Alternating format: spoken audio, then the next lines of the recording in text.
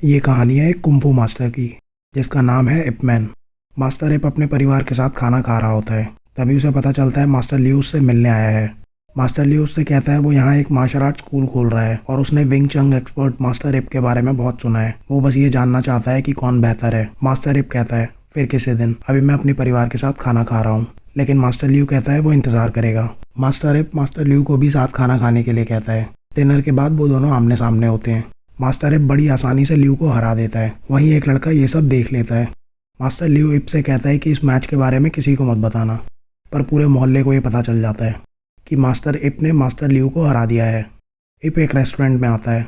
वो यहाँ अपने दोस्त क्वान से मिलने आया है। तभी वहाँ लिन आता है और इप मैन से उसके और लियू के मैच के बारे में पूछता है, पर मास्टर इप कोई जवाब नहीं देता। इसके बाद वो वहाँ से चला जाता है। क्वान इप से कहता है वो यहाँ एक कॉटन मिल लगाने वाला है और वो इप को पार्टनर बनाना चाहता है। तभी मास्टर लियू को पता चलता है कि उसके मास्टर इप से हारने की खबर एक युआन नाम का लड़का फैला रहा है। मास्टर लियू रेस्टोरेंट जाता है और युआन को पकड़ लेता है, पर उसका भाई लिन उसे बचा लेता है। युआन कहता है मास्टर इप यहीं रेस्टोरेंट में है, दम है तो चलो उनके पास। इसके बाद वो मास्टर इप के पास जाते हैं। मास्टर लियू देखता है वहाँ सच में इप मैन बैठा होता है। तभी वहाँ पुलिस कैप्टन ली आ जाता है। वो पूछता है क्या ड्रामा चल रहा है यहाँ, और अपनी बंदूक निकालकर सबको धमकाता है, पर मास्टर इप उसे शांत कर देता है। इसके बाद मास्टर इप क्वान को उसके बिजनेस के लिए पैसे देता है। क्वान जाते आते इप से उसके बेटे को मार्शल आर्ट सिखाने के लिए कहता है। तभी लिन वहाँ आता है और इप से कहता है उसने कुछ नई मूव सीखी हैं जो वो इप मैन को दिखाना चाहता है। इप कहता है अच्छा दिखाओ मुझे, पर लिन की मूव्स इप के सामने कोई काम नहीं आती। इप की बीवी उससे नाराज़ होती है क्योंकि वो उन्हें वक्त नहीं देता था।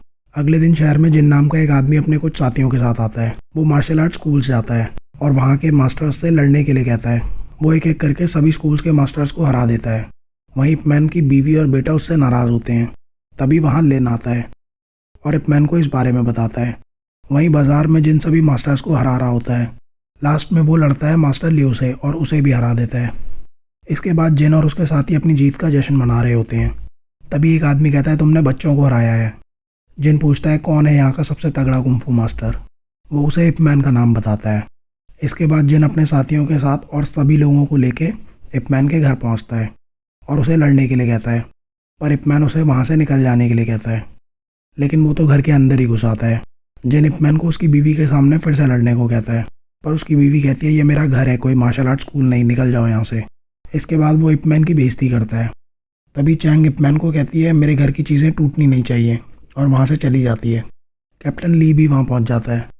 इप मैन कहता है यहाँ जगह नहीं है और ली से लोगों को वहाँ से बाहर निकालने को कहता है, और फिर शुरू होती है दोनों की लड़ाई। इप मैन बड़ी आसानी से जिन के हर वार को रोकता है और लड़ाई के बीच एक गमला टूट जाता है। जिन कहता है वो इसके पैसे भर देगा और फिर से दोनों लड़ने लगते हैं। तभी इप मैन का बेटा आता है। वो कहता है मम्मी बोल रही हैं अगर आप बाहर नहीं करोगे तो घर की सारी चीज़ें टूट जाएंगी। इसके बाद एक बार फिर वो लड़ना शुरू करते हैं। जिन अपनी तलवार ले लेता है, पर मास्टर इप उसे एक लकड़ी के सहारे हरा देता है। इसके बाद जिन वहाँ से चला जाता है। अगले दिन मास्टर इप अपने परिवार के साथ बाजार में होता है। वहाँ सब लोग उसे कुछ ना कुछ दे रहे होते हैं। जब वो घर आते हैं तो वहाँ क्वान अपने बेटे के साथ होता है। तुम मार्शल आर्ट स्कूल खोल रहे हो और तुमने मुझे नहीं बताया। इप मैन कहता है वो क्लब खोल रहा है, उसे भी अभी पता चला है। वहाँ पूरा शहर आया होता है। सब इप मैन से कुंफू सीखना चाहते थे। ये वो समय था जब जापान ने चाइना पे हमला किया था सन 1937 में, जिससे शहर की अर्थव्यवस्था हिल गई थी। बाजार भी सुनसान पड़े थे। सन 1938 में जापान ने फूशन शहर पर कब्जा कर लिया था। वो जब चाहे चाइनीज़ लोगों को मार देते थे। इप मैन का घर भी जापानी आर्मी ने ले लिया था। वो अपने परिवार के साथ बहुत गरीबी में जी रहा था। उनके पास खाने को भी नहीं था। वो अपनी घड़ी लेता है और उसे बेच के अपने परिवार के लिए अनाज लाता है। वहाँ वो लोगों की हालत देखता है जो भुखमरी में जी रहे हैं। वहीं उसे क्वान मिलता है। क्वान उसे अपनी फैक्ट्री में ले जाता है। ये वही फैक्ट्री है जिसके लिए इप मैन ने उसे पैसे दिए थे। वो इप मैन को कहता है तुम फैक्ट्री में हिस्सेदार हो, तुम्हें यहाँ रुक के काम करना चाहिए। पर इप मैन कहता है अभी उसे अपने परिवार के पास जाना है। घर आकर वो अपने परिवार के साथ खाना खाता है। उसका बेटा पूछता है आप अब मार्शल आर्ट प्रैक्टिस क्यों नहीं करते। इप मैन कहता है प्रैक्टिस करके मुझे भूख लग जाती थी, इसलिए मैं कम प्रैक्टिस करता हूँ। इप मैन काम ढूंढने निकलता है, पर उसे कहीं भी काम नहीं मिलता। तभी काम के लिए एक आदमी को मजदूरों की ज़रूरत होती है। वो इप मैन को पहचान लेता है और उसे बाकी मजदूरों के साथ काम के लिए ले जाता है। इप मैन कोयले की खान में काम करता है जहाँ उसे लिन मिलता है। वो दोनों साथ बैठकर खाना खाते हैं। इप मैन उसे उसके भाई के बारे में पूछता है। पर लिन को नहीं पता था कि उसका भाई कहाँ है। तभी वहाँ जापानीज सोल्जर्स आते हैं। उनके साथ कैप्टन ली भी है। ली उनके लिए ट्रांसलेटर का काम करता है। ली कहता है ये कर्नल साटो है और वो लोग यहाँ चाइनीज़ फाइटर्स को लेने आए हैं जो जापानीज़ फाइटर्स से लड़ेंगे। वो कहता है जो जीतेगा उसे राशन का एक बैग मिलेगा। ये सुन के लिन जाने के लिए तैयार हो जाता है। इप उसे जाने से रोकता है, पर वो कहता है ये मौका है अपना अनाज वापस लेने का। उसे देख के कुछ और फाइटर्स भी जाने के लिए मान जाते हैं। लिन उन्हें लेके वहाँ से चला जाता है। उन सबको आर्मी बेस लाया जाता है, जहाँ वो देखते हैं मास्टर लियू एक जापानीज़ फाइटर से लड़ रहा होता है। लियू उस फाइटर को हरा देता है, जिसके बाद वो अपना राशन लेके वहाँ से चला जाता है। वहीं जनरल म्यूरा को दिखाते हैं, जो ये फाइट देख रहा था। वो कहता है मुझसे लड़ने के लिए 3 फाइटर्स को लाओ और अगर वो हारे भी तो भी उन्हें राशन दे देना। ली चाइनीज़ फाइटर्स से कहता है जनरल 3 लोगों से लड़ना चाहता है। लिन कहता है मैं तो बस उसकी धुलाई करना चाहता हूँ। इसके बाद लिन के साथ 2 और लड़कों को लड़ने के लिए जनरल के सामने लाते हैं। जनरल बड़ी आसानी से तीनों को हरा देता है। वो 2 लड़के अपनी हार मान लेते हैं, पर लिन अकेला ही जनरल से लड़ने लगता है। लिन हार नहीं मानता और लड़ते लड़ते वो मारा जाता है। अगले दिन इपमैन वापस काम पे जाता है। वो वहाँ लिन के बारे में पूछता है, पर किसी को नहीं पता था कि लिन कहाँ है। तभी ली कर्नल साटो के साथ वहाँ आता है। वो आज भी यहाँ फाइटर्स को लेने आया है। इपमैन उससे लिन के बारे में पूछता है। इपमैन कहता है तुम कल उसे ले गए थे, तुम्हें पता है वो कहाँ है। पर ली उसकी बात का जवाब नहीं देता। तभी इपमैन कहता है मैं चलूँगा। ये देख के कुछ और लोग भी जाने के लिए तैयार हो जाते हैं। उन सबको भी वहीं ले जाते हैं, जहाँ इपमैन देखता है मास्टर लियू वहाँ अंदर है। लियू जनरल से कहता है उसे और 3 लोगों से लड़ना है। इसके बाद लियू 3 जापानीज़ फाइटर्स से लड़ता है, पर वो उन्हें हरा नहीं पाता और अपनी हार मान लेता है। वो अपना राशन उठाता है, पर तभी कर्नल साटो उसे गोली मार देता है। ये देखकर इपमैन गुस्से से ली से पूछता है तुमने गोली क्यों चलाई।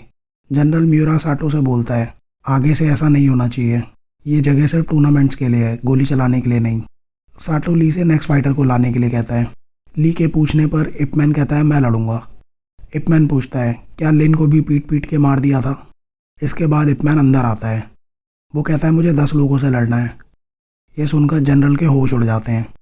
10 जापानीज़ फाइटर्स रिंग में आते हैं। इपमैन जिसे पकड़ता है उसे इतना मारता है कि वो उठ नहीं पाता। एक एक करके वो सारे फाइटर्स को मार देता है।